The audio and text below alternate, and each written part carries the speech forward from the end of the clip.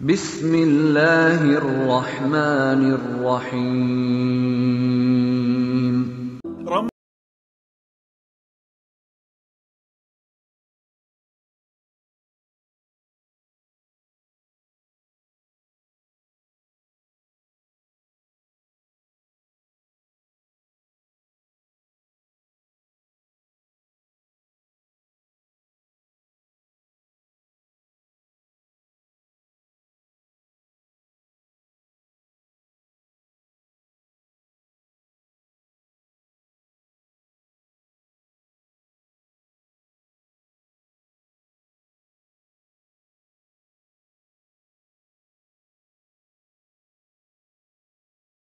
الحمدللہ رب العالمین والصلاة والسلام علی اشرف الانبیاء والمرسلین، اما بعد فاعوذ باللہ من الشیطان الرجیم من ہمزہ ونفخہ ونفثہ، بسم اللہ الرحمن الرحیم۔ قال النبی صلی اللہ علیہ وسلم اقرأوا القرآن فإنه يأتي يوم القيامة شفيعا لأصحابه رب اشرح لي صدري ويسر لي أمري واحلل عقدة من لساني يفقهوا قولي۔ حضرات و حاضرین، ہمارا موضوع جو چل رہا ہے وہ ہے قرآن مجید کی تلاوت رمضان المبارک کے اندر دوسرے مہینوں سے زیادہ ہونی چاہیے، اور نبی صلی اللہ علیہ وسلم کا تعلق، صحابہ اکرام کا تعلق قرآن مجید کے ساتھ کیسا تھا۔ آج اس عنوان پر چند گزارشات آپ احباب کے سامنے عرض کروں گا کہ قرآن کے ساتھ نبی صلی اللہ علیہ وسلم کا تعلق کیسا تھا، نبی کے صحابہ کا کیسا تعلق تھا، اور پھر دیکھیں گے کہ ہمارا تعلق کیسا ہے۔ محترم سامعین، جب رمضان کا مہینہ آتا، صحیح البخاری میں حدیث ہے کہ اللہ کے نبی صلی اللہ علیہ وسلم قرآن مجید کی تلاوت پہلے سے زیادہ کرتے، جبریل سے ملاقات ہوتی اور جو پہلے عام تلاوت کیا کرتے تھے اس تلاوت سے جبریل سے ملاقات کے وقت تلاوت اور بھی زیادہ کرتے اور جبریل سے دور کیا کرتے قرآن مجید کا۔ اور دوسری روایت جو صحیح البخاری میں ہے اس کے الفاظ یہ ہیں کہ ہر سال جبریل سے دور ہوتا قرآن مجید کا، اور جس سال نبی علیہ الصلاۃ والسلام فوت ہوئے ہیں اس سال آپ نے جبریل کو 2 مرتبہ قرآن سنایا تھا، 2 مرتبہ قرآن مجید کا دور جبریل سے کیا۔ ان احادیث سے یہ بات ثابت ہوتی ہے کہ رمضان المبارک کا مہینہ جب آتا تو نبی صلی اللہ علیہ وسلم قرآن مجید کی تلاوت پہلے سے زیادہ شروع کر دیتے۔ تو ہمیں بھی اسی پر عمل کرنا چاہیے کہ عام دنوں میں بھی تلاوت ہو، یہ نہیں کہ سارا سال قرآن مجید بند پڑا رہے رمضان میں آ کر اٹھا لو، نہیں، تھوڑی تھوڑی تلاوت عام دنوں میں بھی جاری رہے اور جب رمضان شروع ہو جائے تو پہلے سے بھی زیادہ ہو جائے، یہی اصل سنت ہے۔ نبی صلی اللہ علیہ وسلم قرآن مجید کے ساتھ بڑی محبت کرتے، بڑے پیار سے اس کو پڑھتے، ایک ایک آیت کا اثر لیتے، ایسے نہیں کہ بس پڑھتے جا رہے ہیں، اس کا اثر بھی لیتے۔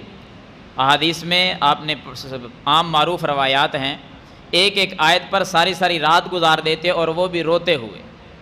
ایک آیت آ جاتی سامنے، امت کے غم کے اندر ساری رات گزر جاتی اور رو رو کر رات گزار دیتے کہ اللہ میری امت کا کیا بنے گا۔ حتیٰ کہ سیدنا ابو بکر صدیق رضی اللہ تعالی عنہ، انہوں نے ایک دن سوال کر لیا، جامع ترمذی میں یہ روایت ہے، سوال یہ کیا کہ آقا قد شبتا، آپ تو بوڑھے ہو چکے ہیں، آپ کی ابھی عمر اتنی نہیں، سوال کا انداز جو بتلاتا ہے کہ آپ کی عمر نہیں ہے بڑھاپے والی، لیکن آقا آپ بوڑھے ہو چکے ہیں، اس کی وجہ کیا ہے؟ تو نبی علیہ الصلاۃ والسلام نے اس کی وجہ بتلائی، فرمایا کہ اے ابو بکر صدیق رضی اللہ عنہ، شیبتنی ہود والواقعات والمرسلات وعما یتساءلون واذا الشمس کورت۔ اے ابو بکر، جب میں قرآن مجید کی سورت ہود کی تلاوت کرتا ہوں سورۃ مرسلات کو پڑھتا ہوں، عما یتساءلون کو پڑھتا ہوں، اذا الشمس کورت کی تلاوت کرتا ہوں، ان صورتوں نے مجھے بوڑھا کر دیا۔ کیا وجہ ہے؟ آپ سورۃ الہود کو پڑھیں ترجمے کے ساتھ، سورۃ المرسلات کی تلاوت کریں، عما یتساءلون کو پڑھیں، اذا الشمس کورت کو پڑھیں، ان 5 صورتوں کی آپ تلاوت کریں، ترجمہ دیکھیں بنتا کیا ہے۔ میرے آقا ان کو پڑھ پڑھ کے وقت سے پہلے بوڑھے کیوں ہو چکے ہیں؟ حضرات، ایک صورت کے اندر پہلی امتوں کے ہلاکت کے واقعات، ان کی خرابیاں اور اللہ کا جو عذاب آیا وہ اللہ نے نازل کیا۔ نبی علیہ السلام جب سورۃ ہود کو پڑھتے تو خوف زدہ ہو جاتے کہ کہیں میری امت پر بھی یہ عذاب نہ آ جائے۔ مرسلات کو پڑھتے کیاں اس کے اندر بیان ہوئی ہیں، عما یتساءلون کے اندر جہنم اور جنت کے مناظر دکھلائے گئے۔ اسی طرح ہر صورت کے اندر اذا الشمس کورت پورا نقشہ کھینچا گیا کہ قیامت کس طرح آئے گی، یعنی آخرت کے حالات ان صورتوں کے اندر بیان ہوئے ہیں۔ نبی علیہ السلام پڑھتے، اثر لیتے اور سوچ سوچ کر فکر کے اندر، غم کے اندر نبی علیہ السلام بوڑھے ہو چکے تھے، اتنا اثر لیتے۔ قیام آپ صلی اللہ علیہ وسلم کا اس قدر لمبا ہوتا، ساری ساری رات کھڑے رہتے۔ صحیح مسلم میں روایت کہ اتنا لمبا قیام کرتے پاؤں سوج جاتے، پاؤں پہ ورم آ جاتا۔ پوچھا گیا آقا آپ اتنا لمبا قیام کیوں کرتے ہیں؟ اللہ نے آپ کو بڑی عزت دی ہے، آپ اتنا لمبا قیام کیوں کرتے ہیں؟ تو نبی علیہ السلام نے جواب کیا دیا، افلا اکون عبدا شکورا، کیا میں اپنے اللہ کا شکر گزار بندہ نہ بنوں؟ جس اللہ نے اتنی عزت سے نوازا ہے اس کا شکر ہی ادا نہ کروں؟ قربان میرے اور آپ کے آقا کا شکر انداز کرنے کا انداز وہ کیسا، ساری رات مصلی پہ گزر جاتی۔ یہ شکر اللہ کا شکر ہو رہا ہے۔ ہم نے کبھی زبان سے کلمہ شکر نہیں بولا، یہ فعل کر کے شکر کر رہے ہیں۔ اللہ کے رسول صلی اللہ علیہ وسلم ساری رات مصلی پہ کھڑے ہو کر پاؤں سوج رہے۔ کتنا کا لمبا قیام، کتنا کا لمبا قیام، جس کی مزید تفصیل کے لیے آپ صحیح مسلم کی وہ روایت پڑھیں کہ جس کے اندر وضاحت موجود ہے۔ سیدنا حذیفہ رضی اللہ تعالیٰ عنہ فرماتے ہیں ایک دن نبی علیہ السلام نماز پڑھ رہے تھے، رات کا وقت تھا، نوافل پڑھ رہے تھے۔ میرے دل میں خیال آیا میں بھی نبی علیہ السلام کے ساتھ کھڑا ہو جاتا ہوں اور میں بھی قیام کرتا ہوں۔ سیدنا حذیفہ رضی اللہ عنہ آئے، کھڑے ہو گئے۔ نبی علیہ السلام نے تلاوت شروع کی، سورۃ البقرہ کی تلاوت کر رہے ہیں۔ سیدنا حذیفہ کہتے ہیں کہ میرے دل میں خیال آیا کہ نبی علیہ السلام سورۃ البقرہ کی 100 آیت پڑھیں گے اور رکوع کر دیں گے۔ خیال آیا مجھے، جب 100 آیت مکمل ہوئی تو آپ نے آگے پڑھنا شروع کر دیا۔ پھر میرے ذہن میں خیال آیا کہ سورۃ البقرہ کی 286 آیات ہیں، 100 آیت پر تو رکوع نہیں کیا، لگتا ہے کہ یہ مکمل سورت جو ہے نا دونوں رکعتوں میں آپ علیہ السلام پڑھیں گے، یعنی تھوڑی سی چند آیات اور پڑھیں گے، رکوع کر دیں گے، پھر دوسری رکعت کے اندر یہ سورت مکمل کریں گے۔ لیکن جب آدھی سورت ہوئی تو آپ نے پھر بھی رکوع نہیں کیا۔ پھر نماز ہی کے اندر مجھے خیال آیا کہ آپ ایک رکعت کے اندر اس سورت کو پورا کریں گے، 2.5 پاروں کی سورت ہے، ایک ہی رکعت میں پوری کریں گے۔ کیا ہوا کہ جب سورۃ البقرہ مکمل ہوئی تو نبی علیہ السلام نے رکوع نہیں فرمایا بلکہ سورۃ النساء کی تلاوت شروع کر دی۔ آل عمران کو چھوڑ دیا درمیان سے، سورۃ النساء کو پڑھنا شروع کر دیا، پڑھتے پڑھتے اس کو بھی مکمل کیا، پلٹ کر پھر آل عمران کی تلاوت شروع کر دی، وہ بھی مکمل کر دی۔ 5.25 پارے جب مکمل ہو گئے تینوں صورتیں، تب میرے آقا نے رکوع کیا۔ رکوع بھی کتنا لمبا کیا، جتنا لمبا قیام تھا اتنا لمبا رکوع کیا، جتنا لمبا قیام تھا اتنے لمبے ہی سجدے کیے۔ آپ اندازہ لگائیں کہ ایک رکعت کے اندر 5.25 پارے میرے آقا پڑھیں اور پھر رکوع بھی اتنا لمبا کریں، سجدہ بھی اتنا لمبا کریں۔ قربان جائیں اپنے آقا پر کہ اتنے لمبے لمبے قیام اور یہ شکر کرنے کا انداز میری اور آپ کی کیفیت کیا ہے۔ ایک پارہ پڑھ کر ہماری کیفیت کیا ہوتی ہے؟ بہت سارے تو آتے ہی نہیں، جو آتے ہیں وہ بھی ایک رکعت کے اندر 2 رکوع سن کر بھی ہماری کیفیت جو ہوتی ہے وہ بیان کرنے کی ضرورت نہیں، ہم سب جانتے ہیں۔ یہ ہمارے ایمان کی کمزوری ہے، کاش ہمارا ایمان مضبوط ہو جائے، نبی علیہ الصلاۃ والسلام کے صحابہ جیسا ایمان ہو جائے تو یقیناً پھر یہ وقت کوئی مشکل نہیں ہے، جتنا مرضی کوئی پڑھتا رہے۔ نبی علیہ الصلاۃ والسلام کے صحابہ کا قرآن کے ساتھ کیسا تعلق تھا، 1-2 احادیث اس پر بھی سن لیں۔ صحابہ کرام کا تعلق قرآن مجید کے ساتھ وہ بھی بڑا گہرا۔ سیدنا ابو بکر صدیق رضی اللہ عنہ، صحیح البخاری میں موجود ہے، کہ ایک تفصیلی روایت ہے، لمبی روایت۔ خلاصہ یہ ہے کہ ان کے اوپر پابندیاں لگائی گئیں کہ اے ابو بکر صدیق اگر تو نے مکہ میں رہنا ہے تجھے رہنے کی اجازت ہے، مشرکین کی طرف سے پابندیاں، رہنے کی اجازت ہے، لیکن پابندی یہ ہے کہ آپ گھر سے باہر نماز نہیں پڑھ سکتے، گھر سے باہر نکل کر قرآن کی تلاوت نہیں کر سکتے، اپنے رب کو منانا ہے، اپنے رب کی عبادت کرنی ہے تو اپنے گھر میں کریں گے، قرآن کی تلاوت کرنی ہے تو گھر میں کریں گے۔ وجہ یہ ہے کہ اگر آپ باہر نکل کر تلاوت کریں گے، نمازیں پڑھیں گے، ہماری عورتیں اور بچے فتنے کا شکار ہو جائیں گے، وہ فتنے میں پڑ جائیں گے، ہمیں ڈر ہے، اس لیے آپ اپنے گھر میں رہیں۔ قبول کر لی شرائط، سیدنا ابوبکر رضی اللہ تعالیٰ نے گھر کے صحن میں ہی نماز پڑھنی شروع کر دی، نماز پڑھ رہے ہیں، لمبے قیام ہو رہے ہیں، قرآن مجید کی تلاوت صحن کے اندر ہو رہی ہے۔ اللہ کا کرنا ایسا ہوا کہ مشرکین جنہوں نے پابندیاں لگائی ہیں انہی کی عورتیں اور بچے رات کے وقت گھروں سے نکل کر سیدنا ابوبکر رضی اللہ تعالیٰ کے گھر کے پاس آ کر کھڑے ہو جاتے اور پیارے ابوبکر صدیق کا قرآن سنتے، اور بچے اور عورتیں جو ہیں حیرانگی کے ساتھ سیدنا ابوبکر صدیق کو دیکھتے رہتے۔ کیوں؟ وہ اللہ کے ڈر سے ساری رات روتے ہی رہتے تھے، قرآن پڑھ رہے ہیں، زاروں کی طرح رو رہے ہیں، مشرکین کی عورتیں دیکھ دیکھ کر حیران ہو رہی ہیں کہ یہ بندہ اپنے رب کے ساتھ کیسا اس کا تعلق ہے۔ جس چیز سے ڈر رہے تھے وہی ہوا، پابندیاں جتنی مرضی لگا لیں۔ تعلق ہے قرآن کے ساتھ نبی کے صحابہ کا، آپ صلی اللہ علیہ وسلم کے صحابہ کرام جو حکمران ہیں، اگر آپ ان کو دیکھیں وہ بھی بڑے نمایاں نظر آتے ہیں، قرآن مجید کے ساتھ ایک گہرا تعلق رکھتے ہیں۔ آپ تقابل کرتے جائیں، اپنا بھی، اپنے حکمرانوں کا بھی، نبی کے صحابہ کے ساتھ۔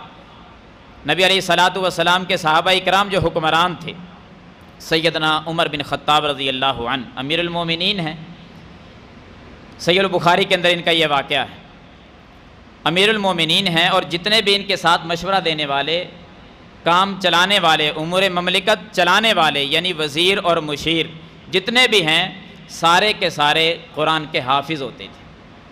سیدنا عمر رضی اللہ تعالیٰ عنہ کے دور میں یہ جتنے بھی حکومت چلانے والے وزیر مشیر وغیرہ، یہ سارے کے سارے قرآن کے بہترین قاری ہوتے تھے۔ آج ہمارے بھی حکمران ہیں، قل هو اللہ بھی نہیں آتی۔ نبی علیہ السلام کے صحابہ سارے حکمران وہ ہیں کہ جو قرآن کے حافظ ہیں، وہی ڈیوٹی ادا کرتے ہیں۔ اور ایک کل جو روایت میں نے پڑھی تھی وہ بھی اپنے ذہن میں تازہ کر لیں، سیدنا ابو موسیٰ اشعری رضی اللہ عنہ اور سیدنا معاذ بن جبل رضی اللہ عنہ، جن کو گورنر بنا کر یمن میں بھیجا گیا ہے، اور یہ کس انداز میں قرآن کے ساتھ گہرا تعلق ہے، یہ آپ نے روایت کل سن لی ہے۔ یہ حکمران صحابہ، اگر غریب صحابہ کرام کی طرف دیکھیں، صرف حکمران ہی نہیں کہ امیر صحابہ، حکومت چلانے والے، ان کا یہ تعلق تھا، غریب سے غریب صحابہ کرام کو آپ دیکھیں، اللہ کی قسم آنسو آ جاتے ہیں آنکھوں کے اندر کہ نبی کے صحابہ اس قدر قرآن سے محبت کیا کرتے تھے۔ غریب صحابہ قرآن کے ساتھ تعلق ان کا کچھ یوں نظر آتا ہے۔ یہ روایت بھی صحیح البخاری کے اندر بیان کرنے والے انس بن مالک رضی اللہ تعالی عنہ فرماتے ہیں کہ نبی علیہ السلام کے پاس ریل، زکوان اور عصیہ قبیلے کے لوگ آئے، آ کر مدد طلب کی کہ اے اللہ کے رسول صلی اللہ علیہ وسلم ہماری مدد کیجئے، افراد کے ساتھ کچھ بندے دیجئے، ہمیں دشمن تنگ کرتا ہے، دشمن کا مقابلہ کرنا ہے، کچھ آدمی دے دیجئے۔ نبی علیہ السلام نے 70 آدمی جو ہیں وہ ان کے حوالے کر دیے، 70 صحابہ ان کے حوالے کیے کہ یہ آپ کی مدد کریں گے، دشمن کے مقابلے میں آپ کا ساتھ دیں گے، لے جاؤ ان کو۔ ان 70 بندوں کو جب لے گئے، لے جا کر ان کو شہید کر دیا گیا، تو سیدنا انس بن مالک کہتے ہیں ہم ان 70 بندوں کو جن کو ریل اور زکوان قبیلہ کے حوالے کیا گیا، ان کا ہم نے نام کیا رکھا ہوا تھا؟ ہم ان کو قرہ کہا کرتے تھے، قاری صاحب کہا کرتے تھے ایک ایک کو۔ کیوں؟ وجہ کیا ہے؟ یہ اللہ کے وہ بندے تھے۔ سیدنا انس فرماتے ہیں کانوا یحتطبون بالنہار ویصلون باللیل، یہ سارے کے سارے 70 کے 70 قرہ وہ حضرات تھے جو سارا دن جنگل کے اندر لکڑیاں اکٹھی کرتے اپنے پیٹ کی خاطر، ایک ایک لکڑی اٹھا کر لے جا کر بازاروں میں فروخت کرتے تاکہ پیٹ کا کچھ بن جائے۔ جب رات ہوتی مصلے پہ کھڑے ہو کر ساری رات اپنے رب کو منانے میں گزار دیتے۔ یہ غریب صحابہ لکڑیاں اٹھا کر گزارا کرنے والے، اور وَيُصَلُّونَ بِاللَّيْلِ، رات ہوتی تو نمازوں میں گزار دیتے۔ ایسا تعلق ہمارا بھی ہے۔ ہمارے اندر کون سی کمی ہے؟ یعنی اللہ نے کوئی کمی نہیں دی رزق کے حوالے سے، بڑا وافر رزق اللہ تعالیٰ نے عطا فرما دیا ہے، وافر رزق ہمیں مل گیا، اس کے باوجود بھی ہم اللہ کا شکر زبان سے بھی ادا نہیں کرتے۔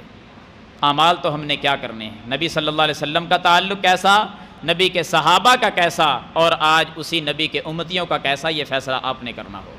کتنا کہ ہم قرآن پڑھتے ہیں، ماہ رمضان ہماری زندگی میں آ گیا، ایسا نہ ہو کہ کہیں موت پہلے آ جائے اور قرآن کو ہم ہاتھ ہی نہ لگائیں۔